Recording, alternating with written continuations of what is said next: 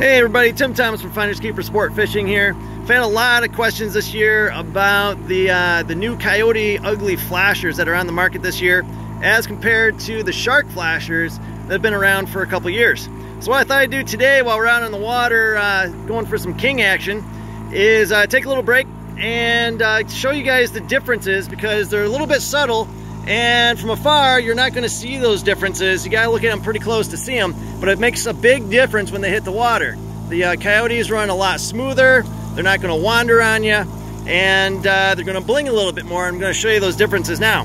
So what I have here are the two flashers. All right, this is the Koyote Ugly flasher, and then this one is the shark. And so right off the bat, if I put them side by side, you can see that the shape is actually a little bit different.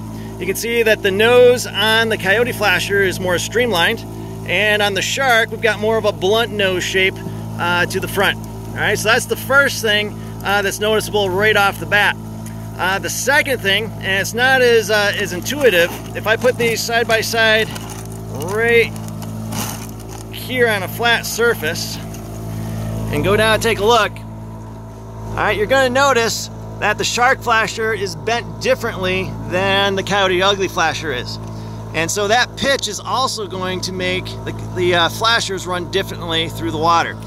So that's a second change that was developed with the design. You can also see the signature mouth here on the shark flasher. The Koyote Ugly does not have that. Another big change, and you can see this while I have it up close, take a look at those faucets.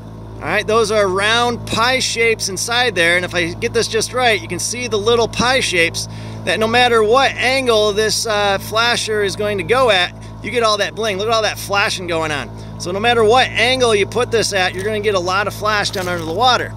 Now if I do the same with the shark flasher, again, you're going to get some flash as well, but not as much. These have more elongated faucets, and they don't have the pie shape in the center. That was one of the intuitive things that Wolf did to get more bling out of the flasher itself. Now going to the back end of the flasher design, one thing that made the shark flasher pull hard is the fact that it was unbalanced. And it's unbalanced because the dive bar is pushed up a little bit too far. And this is what the simulator showed when we put it through the test. And you can see that there's enough room here to put a hole. And so the shark put a hole back here to get minimal action. If you're pulling a spoon or a fly and you didn't want much action on it, you could put it in the center hole. But there's enough room there to put that hole. In the Koyote Ugly flasher, you're going to see that there isn't enough room back here to put the hole. The dive bar was moved back a little bit, and so that balanced the flasher out, so it's going to run more true. And so instead, what we did with the Koyote flasher, you'll notice that there is holes in both the top and bottom fins. And so I'm going to get back up here so we can see this a little better. I can see I've got the hardware in the bottom hole. And so there's a bottom hole here and the top hole here. So depending upon if you want more action or less action, whether you're running spoons, flies, or meat, you can use either hole and you can get different action there. Again, with the sharks, you've got one hole at the top and you have one in the middle, no hole in the bottom. So that's another change that was done in the design. Another thing, you're going to notice how thin the shark flasher is. See how thin that is, and also see how it's wavy as you go down the flasher itself. We'll compare that to the Koyote flasher. Notice how it's much more streamlined. You don't see those waves, and it's thicker, which means it's not going to bend as much, it's not going to flex in the water, and therefore it's going to be much more rigid going through the water and keeping its shape and keeping the roll that we want to give the action on the lures itself. So that's another change. Now these are also made out of the same material that your car lenses are. High impact resistant, very, very durable design, and easily painted for shark, or not for shark, for wolf rather. The sharks, on the other hand, are made out of a more flimsy plastic. I can bend them very easily. All right, you can take this, you can bend it very, very easily. Flexes very easily. This one, not so much. I'm putting a lot of weight on there and I can barely flex that thing. So these things are going to hold up a lot more. The other thing that Koyote Ugly is including is some heavier hardware. You're going to notice that the barrel swivels that are on here are very heavy duty, both on the front and on the back. With the shark flashers, not as heavy duty, and you know, again, that's just a preference thing there. but again, a change. Now another change you're going to notice is on the front connector.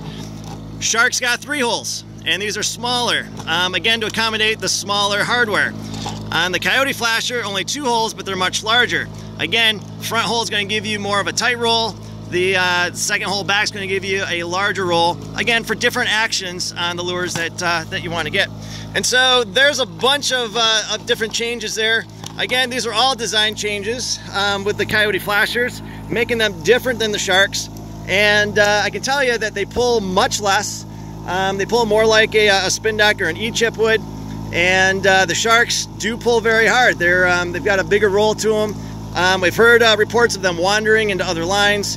And so the Koyote Ugly flasher has solved those issues by these changes in design. Now, probably one of the best things as well that comes with the Koyote flasher is that it's 100% American made. Everything on this product, from the tape to the hardware to the plastic material it's made out of to the packaging, which is also biodegradable, is all 100% American made. So you know it's a quality product, it's going to last. And again, Wolf's paint jobs are by far the best on the market. I mean, look at this thing blinging in the sun. You can see the purples and the blues coming off of that.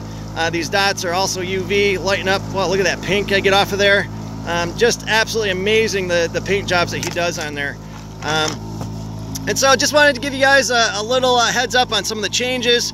Like I said, I had a lot of questions on that. If you still have questions, feel free to stop by at one of our promo events coming up, or stop by our boat anytime during the summer. We'll be hitting all the tournaments, especially on the East End, and we'll be more than happy to show you those differences and show you the different designs.